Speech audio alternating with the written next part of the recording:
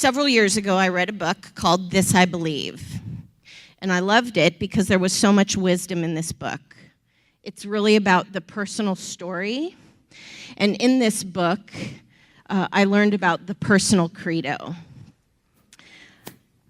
So, in the personal credo is really a statement that's Latin for I believe. Okay, so there are. It's your personal thoughts, but also your beliefs, and it helps to guide you, right? So the credo cannot be someone else's. So sometimes we have the credo of our families. It's something that you come up with, like Cecilia Munoz, who was part of, Cecilia was part of the National Council of La Raza. And hers is, I believe that a little outrage goes a long way.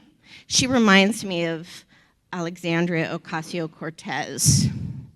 So values. Credos do help to generate our mindset every day, but we also include our values in that.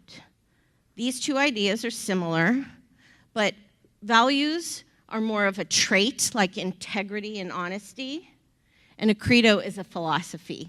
Like this one of my favorites. The art of knowing is knowing what to ignore, right? Clearing out the clutter. So another one that I love by Rumi, a Persian philosopher, is this one. Stop acting so small. We've heard this before. You are the universe in ecstatic motion. So since I thought I was talking to more students than staff, I thought this would be good for students to hear. So think about your personal credo. Whenever I would ask my students to write their credos, they could never come up with just one. I'm not sure that's possible, right? We're in the process of learning and unlearning in college. So, and then the next step of that, of course, is teaching others. So one of my personal values is one of acceptance, accepting people where they are. So if someone comes to me and I have different expectations of them, then sometimes you'll be disappointed. So that's not in congruence with my value, right? So do your values still work for you? Are they in congruence with who you are? How do we know when we've outgrown our credo or our values? So I have two sons that are firefighters, and in the fire academy, they're all taught this LCES system. And when my sons told me this, I thought, this is amazing. I'm going to use it. All right? It's a great framework for student success. Think about it. The first step, let me just say this. This is one of their personal credos. I love this image too, right? So I will live joyously, but always with due regard for the rights and privileges of others. All right, so the first step of this is the lookouts. Who are these people for our students? We need to find out who they are and make sure that they have their back. Right? These are the people that hold our truth. These are the people that tell us their truth, our advisors, our family, our faculty, to name a few. These are people who've been through the rough terrain already. So we turn to them. C stands for communication. Communication saves lives in the fire service, right? It connects us.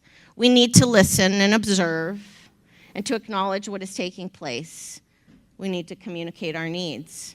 And we need each other. If you want to be alive and thrive, you will need others.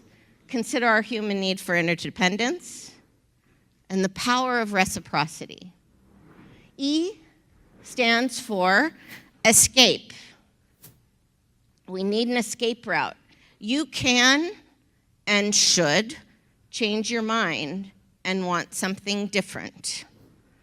Something more in line with your values and credo. Making your way to safety by developing your ability to stay calm and being hyper-focused on next steps. S stands for safety zones. This is about boundaries, about sacred spaces and brave spaces where your heart, mind, and body and spirit are safe. If you aren't safe, communicate that to someone who can help.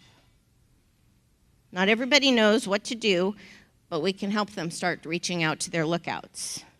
The most important step, obviously, is communication. It's fundamental to reducing stress.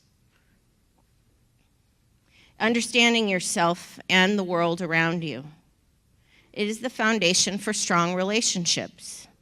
Saves time and helps us to learn new information.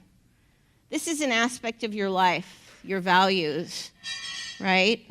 An event or experience in your story that led you to have these beliefs and these values. These come from positive experiences, but even more likely from adverse experiences. So finally, I leave you with this, Chief Seattle of the Duwamish tribe in Washington. When you know who you are, and when your mission is clear and you burn with the inner fire of unbreakable will, some of you know me, no cold can touch your heart. No deluge can dampen your purpose. You know that you are alive. Thank you.